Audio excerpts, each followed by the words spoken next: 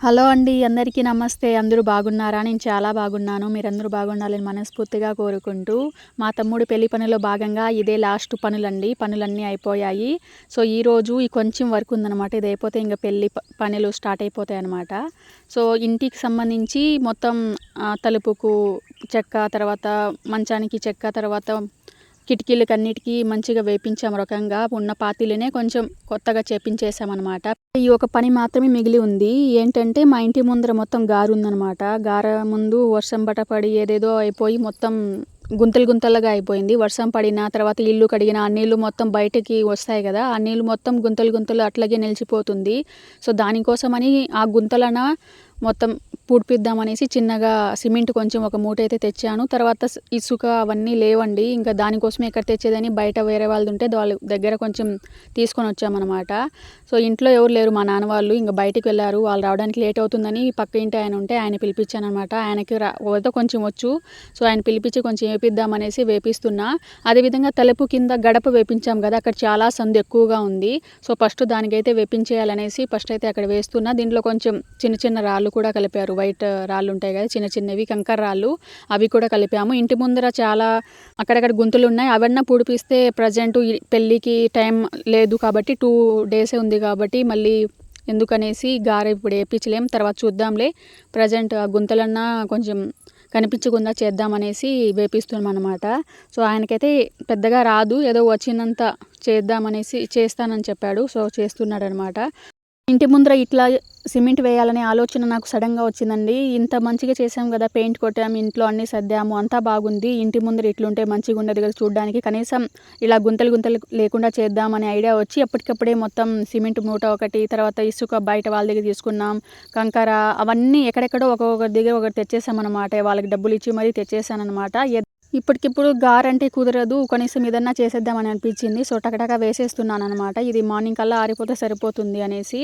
ఇక ఇదొక పని అయిపోతే ఇంటికంతా అయిపోయినట్లండి. పెయింట్ కొట్టాము, ఇల్లు మంచిగా సర్దేశాము, ఇంటికి చిన్న చిన్న పనులుంటే అవన్నీ చేపిచ్చేసాము.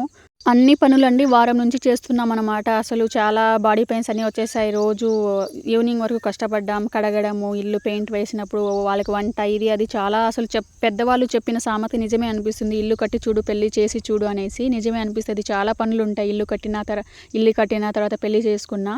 సో, నాకు అప్పుడు అనిపించిందనమాట. ఆ సామెత నిజమే అనిపించింది. సో, చాలా ఎక్కువ పనులుంటాయి చేస్తే. ఇంకా కొత్త ఇల్లు కట్టి అన్నీ మంచిగా చాలా గ్రాండ్‌గా పెళ్లి చేసింటే ఇంక ఎంత వర్క్ ఉండేదో అనిపించింది నాకైతే. ఇంత చిన్న కొంచెం ఒక రకంగా చేసే పెళ్ళికే ఇన్ని పనులుంటే ఇంకా గ్రాండ్‌గా చేస్తే ఇంకెంత ఉంటది అనిపించిందనమాట. ఇక ఈయన గడపకు వేసే లోపలే ఇంకో అబ్బాయి వచ్చాడనమాట. సో, నేను వేస్తానక్క అని చెప్తే తను కూడా హెల్ప్ చేశాడు. గడపక వరకైతే ఈయన వేశారనమాట. సో, లోపల కొంచెం హోల్ ఎక్కువ ఉంది కదా! లోపల గడప కింద. సో, అక్కడ బాగా సిమెంట్ వేస్తే సెట్ అయిపోతుందనేసి లోపల ఎక్కువ వేస్తున్నారు చేయి పెట్టి. పనులు కూడా ఒక్కొక్క రోజు ఒక్కొక్క చేపించామనమాట. తలుపు, గడప ఒకరోజు వేశారు. కిటికీకి మెస్ ఒకరోజు వచ్చి కొట్టాడు. ఒక్కొక్క రోజు ఒక్కొక్కటి అయిందనమాట. ఇంక పెయింట్ కూడా గడపకి, చెక్కకి ఇంకొక రోజు వచ్చి వాళ్ళు కొట్టేసిపోయారు. పెద్ద పనులుంటే వరుసగా వచ్చి చేసేవాళ్ళంట. ఇట్లా చిన్న చిన్న పనులకి రాము అనేసి చాలా అసలు ఎంత అడుక్కున్నామో వాళ్ళని రండి చేయండి అనేసి. ఎన్నిసార్లు ఫోన్ చేసి రప్పిస్తే తప్ప రాలేదు. పెళ్లి ఉందని చెప్పి ఇంక రిక్వెస్ట్ పెట్టుకుంటే తప్ప రాలేదనమాట పని చేయడానికి. ఇసుకైతే ఒక బేసిన్ తెచ్చినా అది సరిపోలేదు. మళ్ళీ తీసుకొని వచ్చి చూడండి గుంతలు గుంతలు ఉన్న చోట కొంచెం అయితే సెట్ చేసేసాం. ఓ రకంగా గాయ అయితే తయారైపోయిందనమాట. సో, ఈ విధంగా అయితే వేసేసాం. మార్నింగ్‌కి చూడాలి. మొత్తం ఒకసారి ఆరిపోతే సరిపోతుంది అనుకుంటున్నాం. ఇక ఆ పని అయిపోయింది. తర్వాత క్లీనింగ్ అనమాట. ఇంక ఇల్లు మొత్తం చుట్టుపక్కల మాది ఓపెన్ ప్లేస్ ఉంటది కొంచెము. కాబట్టి చెత్తంతా కొంచెం గాలికి అట్లా పేపర్లు, కవర్లు ఎగిరి వచ్చేస్తూ ఉంటాయి. సో, అవన్నీ కాల్చదామనేసి ఈయనొచ్చి ఒక వీడియో చేశారు చూసారని చిన్నపిల్లలు ఇద్దరు తల్లి లేదు అనేసి. సో, ఈయన మా ఇంటికి ఎక్కువగా వస్తూ ఉంటారు పని కోసము. సో, మేమే ఇక్కడ అప్పుడప్పుడు ఎక్కువగా అన్నం పెడతాము. తర్వాత పని ఏమైనా చేపించుకున్నా ఆయనకేమైనా హెల్ప్ కావాలన్నా చేస్తూ ఉంటామనమాట. ఈయనకి 2 పిల్లలున్నారు. భార్య లేదు. భార్య చనిపోయింది. సో, ఇద్దరు మగ పిల్లలే. చాలా చాలా చిన్న పిల్లోలు.